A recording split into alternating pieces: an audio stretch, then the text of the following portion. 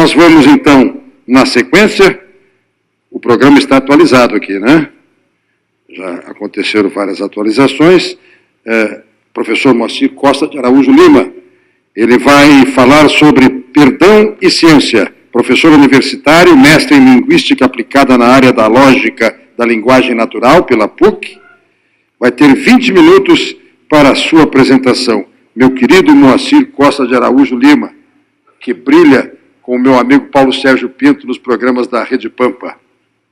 Com você. Quer este, quer aquele? Esse aí. Já é a água dele? Muito bem.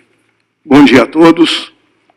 É sem dúvida com muita alegria que nos encontramos aqui, com muita vontade de perdoar e com muita vontade de nos tornarmos felizes. O tempo atrapalha somente aqueles que querem um pretexto para nada fazer.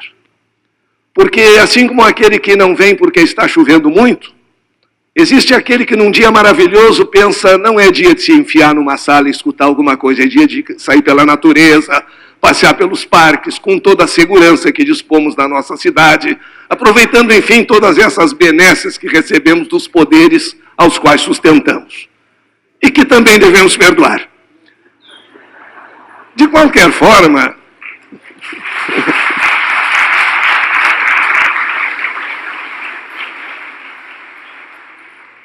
é interessante que nós hoje possamos, com absoluta segurança, associar a ideia de perdão ao conhecimento científico. Perdão parecia alguma coisa ligada exclusivamente ao misticismo. Perdoa porque Deus te ajuda, perdoa porque assim vais ganhar um lugar privilegiado no céu, perdoa porque terás uma vida futura melhor. Isso gerou uma espécie interesseira de perdão, em que nós não perdoamos de fato, nós apenas toleramos, aguentamos, na esperança de sermos recompensados por alguém, quando na verdade o grande beneficiado com o perdão é aquele que perdoa. Há duas formas extremamente eficientes de ficarmos ligados a alguém: amar ou odiar. A primeira, o amor, que é a irmã gêmea do perdão e que, quando atingida, se recupera através do perdão, é a forma positiva de nos unirmos, de construirmos um mundo melhor, de bons pensamentos, de belíssimas energias. O ódio faz um mal muito grande, principalmente aquele que odeia. Por isso que se tem entendido que quem perdoa se liberta. Se liberta de vibrações negativas, de energias ruins, da ruminação de que falava o Dr. Lucchesi, porque o alimento no ser humano tem a sua fase. Trazê-lo de volta para ruminá-lo não pode fazer bem de forma alguma. Não é próprio do ser humano, não é próprio da raça humana.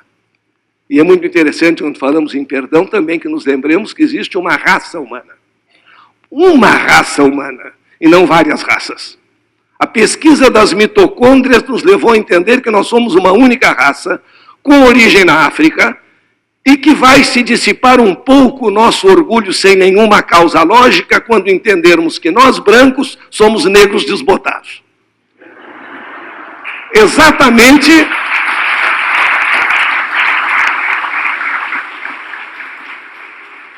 É exatamente essa a classificação da biologia, e é por isso que nós vemos uma só raça que deve se entender, que deve se buscar, que deve procurar se perdoar.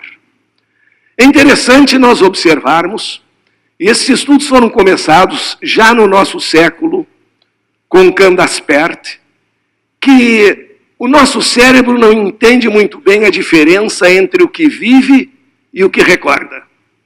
E sabiamente os antigos diziam recordar e viver. Quando recordamos, nós associamos as mesmas redes neurais que foram conectadas por ocasião de uma emoção, que pode ter sido positiva ou negativa. Se positiva, a partir dela, produzimos químicos no nosso cérebro, aminoácidos de cadeia pequena, peptídeos, que vão alimentar nossas células e serão um alimento de qualidade. Se temos emoções negativas, produzimos químicos negativos. Pois ao recordar acontecimentos, nós associamos exatamente as mesmas redes. Nós transformamos redes que poderiam ser de curta duração em redes de longa duração. Produzimos os mesmos químicos negativos e aí, às vezes, sem saber por que estamos nos sentindo mal. Não estamos muito bem, não estamos encarando a vida com alegria, porque nós estamos retomando acontecimentos negativos, reforçando redes que não nos fazem bem e que nós conseguimos desfazer essencialmente com o perdão. Perdoar não é apagar. Apagar é verbo antigo, do tempo que se usava borracha. Depois, nas velhas máquinas de escrever, houve uma das piores invenções em relação à explicitação do erro, que foi aquele errorex, que já tem erro até no nome.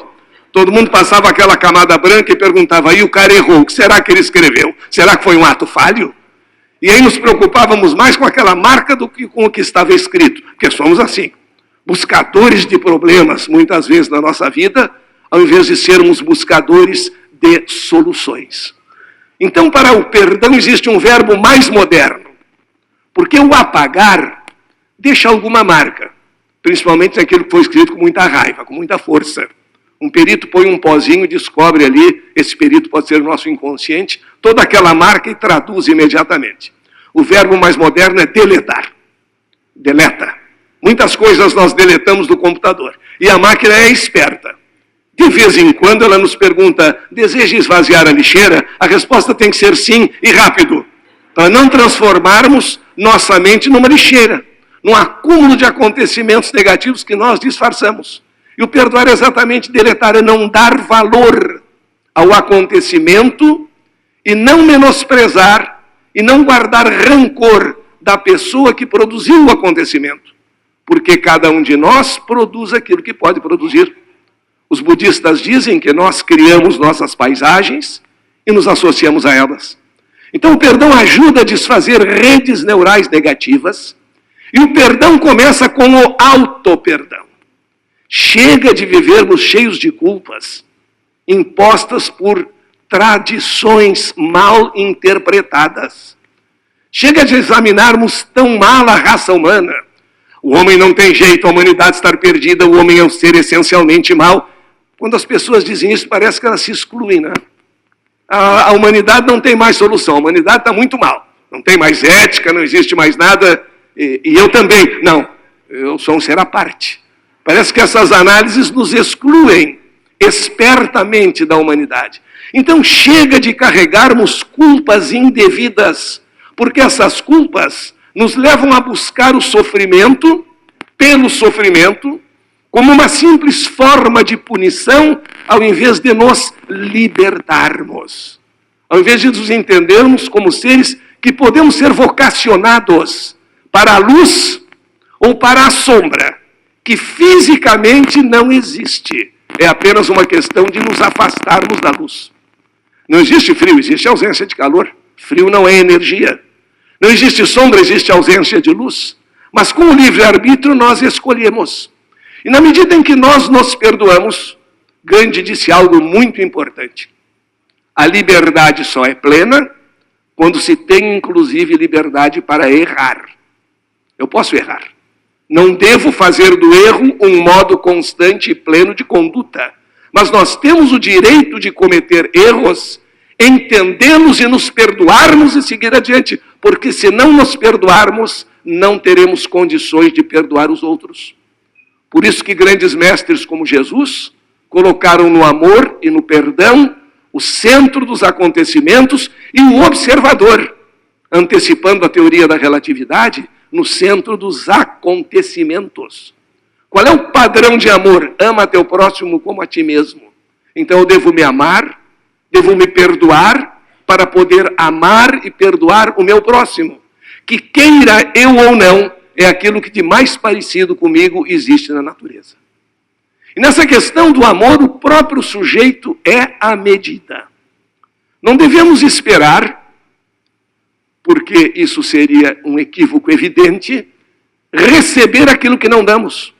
Einstein afirmou que a vida não nos dá nem nos tira nada. Simplesmente devolve aquilo que lhe jogamos. Hoje nós sabemos que o nosso pensamento é uma forma de energia. Nós somos produtores de energia. Nós jogamos coisas na vida e no universo e recebemos a devolução daquilo que jogamos. Geralmente aquelas pessoas que vivem o vitimismo, o ninguém me ama, ninguém me quer, elas não dão amor e querem milagrosamente receber amor. Amor aos filhos, amor à profissão, amor aos amigos, amor à sociedade e principalmente amor ao ser humano. Essa máquina quase perfeita que nós podemos aperfeiçoar ainda mais. Esse conjunto, corpo, mente e espírito, que hoje é descrito como energia, e energia não se cria nem se destrói, por isso somos indestrutíveis. E é para essa indestrutibilidade, para esse caminho de luz, de harmonia, que nós devemos marchar. Dando amor para receber amor. Ou fazemos como aquele marido, que a mulher chega em casa num fim de sábado à tarde, num verão quentíssimo, e se queixa, estive a tarde inteira no cabeleireiro, foi custoso, e passei de uma sala para outra e perdi muito tempo, estou cansadíssima. E ele olha para ela e diz, e no entanto não te atenderam. Ora, depois de uma mensagem tão bonita para elevar o ego da pessoa, nós esperamos uma noite de romance, de amor, de muita ternura. Não, porque nós só recebemos aquilo que somos capazes de dar. E só colhemos amor se formos capazes também de amar. Neste amor, o próprio sujeito é a medida. Nós somos a medida dos nossos sentimentos. O observador, dentro da própria ciência física, não é, como a palavra indicaria, um mero espectador de acontecimentos. Nós fomos elevados à categoria de observadores para a categoria de participantes. Quando nós observamos um fenômeno físico, numa medida maior ou menor, nós influenciamos sobre ele. O elétron e as partículas subatômicas têm um comportamento quando estão sendo observados e outro quando não estão sendo observados. No que se assemelham muito a alguns seres humanos. Quando estão sendo observados, comportamento alfa.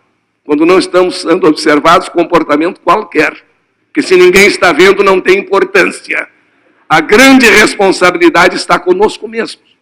E por isso somos o sujeito das nossas emoções, e é por isso que a física contemporânea pretende, através de trabalhos do James Weller, substituir a palavra observador por participante.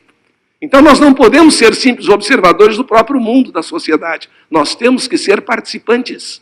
E sabendo que pensamento é energia, e energia não se cria nem se destrói, produzir energias positivas. Como essa do nosso encontro, pensar no perdão, pensar no amor, pensar nas coisas importantes da vida. Não é ufanismo, não é negar os problemas que existem, mas é saber que problemas existem para serem solucionados. E está em nossas mãos a solução, começando pelo auto-perdão, pela autoestima e nos entendendo como medida desses acontecimentos.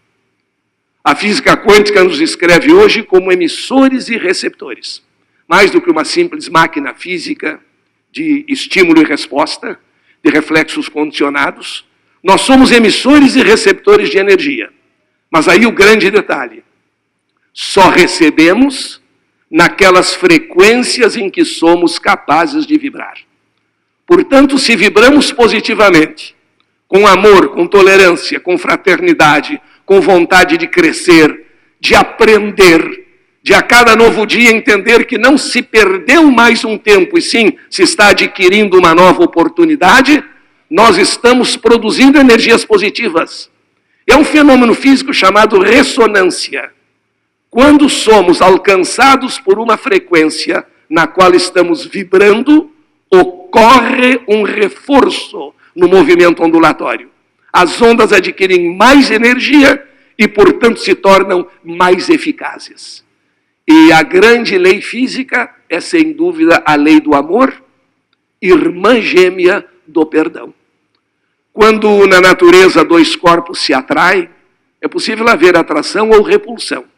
Quando existe atração e deixamos que a atração opere, os desequilíbrios sempre diminuem. Um corpo carregado positivamente está em desequilíbrio. Um corpo carregado negativamente está em desequilíbrio. Ao se aproximarem, ou atingem o equilíbrio pleno ou reduzem o grau de desequilíbrio. Este é o sentido do amor, inclusive como lei universal. E essa lei universal que nós buscamos para a nossa realização e para, ao invés de estarmos nos punindo por culpas que não temos, nos criticando como seres, como raça, como civilização, entendermos o nosso lado bom, entendermos o amor no nosso coração para finalmente nos perguntarmos, através da sintonia desse fenômeno de ressonância que falamos, eliminarmos ódios, ressentimentos que nos fazem tanto mal, que fazem mal à civilização, e nos perguntarmos, quem sabe, para que guerra, irmão? Se depois horrorizado, verás que não valeu o sangue derramado. Se o mundo a girar não para jamais, a vida que se perde não volta nunca mais. E paz não haverá, enquanto com grandeza não imitarmos o exemplo da mestra natureza. O sol a todos vem com seus raios iluminar, de todos os peixes e a imensidão do mar, de todos os pássaros o espaço aberto, para eles não existem fronteiras, estou certo. E se no maior reino, o chamado reino dos céus, todos os homens são filhos de Deus, por que não fazermos neste globo, pela vez primeira, um mundo só de irmãos, de perdão e de amor, terras e crenças sem fronteiras? Obrigado.